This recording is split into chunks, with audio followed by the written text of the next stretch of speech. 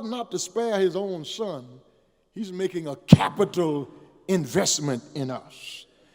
And then God has intention for us in that same verse. He that spared not his own son, but delivered him up for us all, how shall he not with him also freely give us all things? The believer don't have to be around here worrying about what tomorrow is going to bring. And we don't have to be pulling our hair out in this pandemic and waiting for Dr. Fauci to give us instructions and waiting for President Trump to be out of office or in office or the governor to give us any instruction. We have a high priest who is touched by our infirmities. He went to the cross and died for us to make an investment in us, and his intentions for us come from the word in Jeremiah. I know the plans that I have for you. Plans to prosper you. Plans to give you a future and to give you a hope. I brought you out to bring you in. God declares to us even today, I hurt you so I could heal you. I broke you so I could bless you. And we are here today because of God's divine intention. He that spared not his own son, how shall he not with him also freely give us all things? He has an investment in us and an intention for us. And then he has an insistence concerning us. Look at verse 33. Who shall lay anything to the charge of God's elect? It is God that justifies. Who can come and bring up charges against me by the God who has already exonerated me? God has already declared me not guilty, so you can't come and bring up charges on me because that would be double jeopardy. I wish I had somebody to help me preach. I can't be tried again for the same offense because Jesus erased it, eradicated it on Calvary, and not even the devil himself can bring up any charges because God has justified me. And listen, brothers and sisters, I'm going to throw this in for free. I'm not going to charge you for this. Satan's main objective is not temptation. Satan's main objective is accusation. Because we can ward off temptation. But Satan will come with accusation by saying, are you really saved? Are you sure that you're saved and you don't have to get saved again? Because all the sinning you've been doing and all the lying you've been doing and all the stuff you caught up in and you call yourself a Christian, you better make sure. He's the accuser of the brethren. But because Christ's death on the cross set us free and God has justified, Satan himself can't even bring up charges against me. Who can lay any charge? Who can bring any accusation against God's elect? It is God who justifies.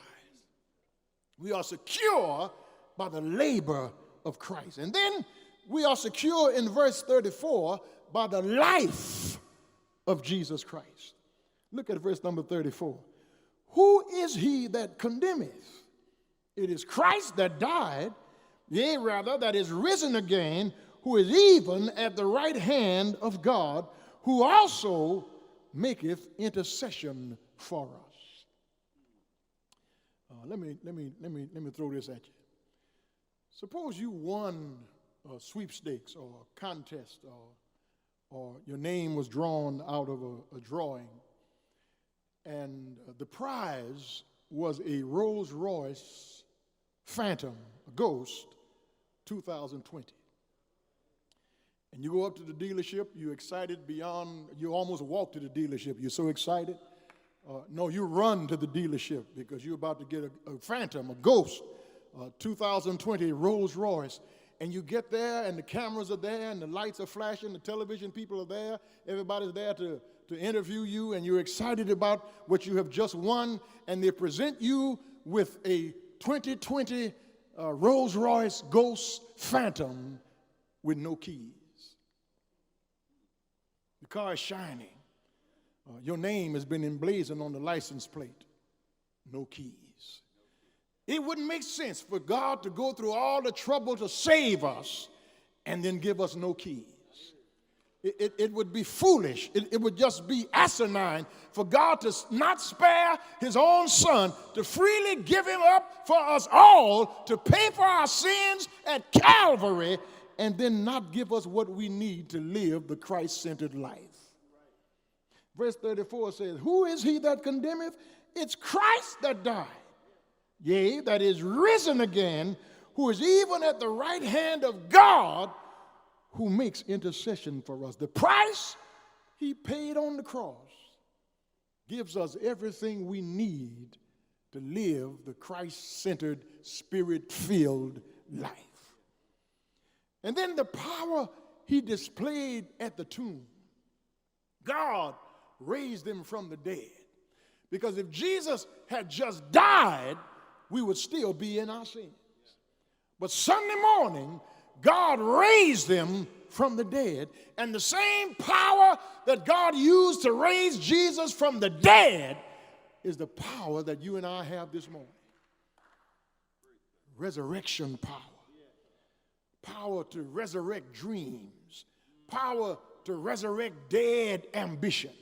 Power to resurrect stifled and cremated hopes. Power to rise from the ashes of the mistakes of the past. God has given us not a spirit of fear, but of power. The price he paid, the power he displayed. And then I want you to look in that same verse at the position that he occupies at the throne. Verse 34 says, he makes intercession for us. When Jesus died on the cross, the veil in the temple split from the top to the bottom, knocking out for an intermediary, a go-between God and man. There's no mediator now between God and man. We have a mediator in the person of Jesus Christ. We don't need priests making sacrifices every day, 24 hours a day, 7 days a week, 365 days a year. They had to do it continually in the Old Testament sacrificial economy. But when Jesus died on the cross, the sacrifice was once and forever. And look at where he is right now. He is seated at the right hand of God with power. He's not standing because that would make him a servant. He's not kneeling because that would make him a slave. But he's seated, and that makes him a son. And as the Son of God, whenever somebody brings up a charge against me, Jesus is sitting right there to whisper in the Father's ear, I know he's guilty, but I paid for that. Jesus paid it all. And you've heard me say this over and over again. A good definition for all is all. Since he pardoned me at the cross, since he paid my debt, since he signed my IOU, when I come before God, I stand not in my righteousness, but in the righteousness with which I am dressed in the person of Jesus Christ. We are secure by the labor of Christ. We are secure by the life of Christ. And then finally, Paul gets to the song he's been wanting to sing ever since he started writing chapter 8. Verses 35 through 39 is Paul's doxology, which makes us know that we are secure by the love of Christ. Here it is. Who shall separate us from the love of Christ?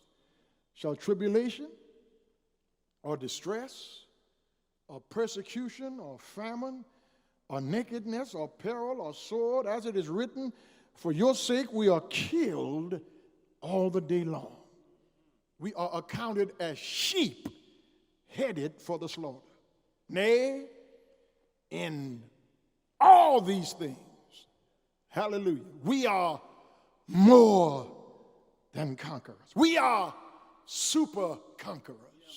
We are super overcomers. We are more than conquerors through him that loved us.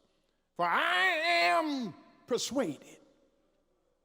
I'm convinced beyond anybody trying to change my mind that neither death nor life, angels, principalities, powers, things present nor things to come, height nor depth nor any other creature, nothing shall be able to separate me from the love of God. Listen, brothers and sisters, neither sin, Satan, or situation can take me away from my eternal security. Even when I sin, I'm still eternally secure. Even when Satan accuses me and he's right, I'm eternally secure. Any situation that comes in my life, it might toss me, but it will not uproot me. It might blow me from side to side, but it'll never, even if I let go his hand, he won't let go of my hand. Listen, the love of God is enduring. The love of God is enabling. The love of God is everlasting. I mentioned it the other day at Sister Diane Berkeley's funeral. Sister Berkeley was a super overcomer. Sister Berkeley was sick, 3 years under death sick, not just playing with a cold. She was sick with cancer that had invaded her body, but she took on the responsibility of caring for her aging mother. And then during her sickness, her husband Mark got sick and was unable to see, and Diane started taking care of Mark and her mother and herself. But she still kept a smile on her face, still had a beautiful personality and a wonderful spirit. That makes you, because of the love of God, a super overcomer. No matter what life brings your way, distress, peril, nakedness, sword, enemies, whatever comes in your life, God will give you the strength to bear it. This last word, and I'm through. Here's a good picture of what the cross and God's love for us in salvation is all about. I read in my devotion this morning that in the Milwaukee Zoo, a polar bear named Zero was playing with a toy in his enclosure, and the toy fell down into a pit. And Zero, the polar bear, went down into that pit to retrieve that toy. And he got down there, stairs to go down there, but he did not have the wherewithal to climb back the stairs to get out of there. And so Zero, the polar bear, is stuck in this pit. They don't know how to get him out because he's a polar bear. He's a ferocious animal that they just can't walk down there and get him because he's a wild animal. He is in a pit, and he cannot get himself out, but they can't go down to get him because they can't make him understand that they're trying to help him.